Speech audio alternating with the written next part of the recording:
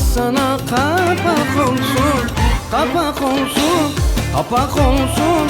Bu sözlerin kapak olsun. Benim de bir sevgilim var, bu da sana kapak olsun.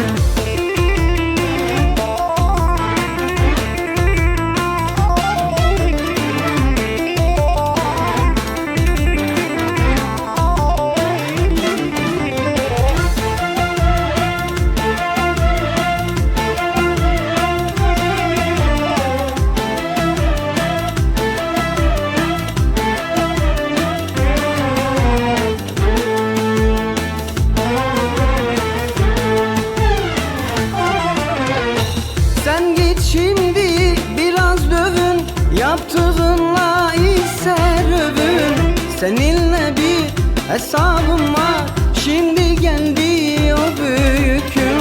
Devranın döndü tersine, söyle ne geçti elime. Benim de bir sevgilim var, ihtiyacım yok sevgine.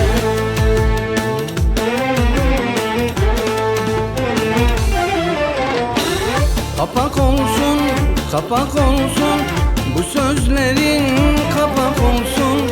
Ben de bir sevgili buldum, bu da sana kapak olsun. Kapak olsun, kapak olsun, bu sözlerin kapak olsun. Benim de bir sevgilim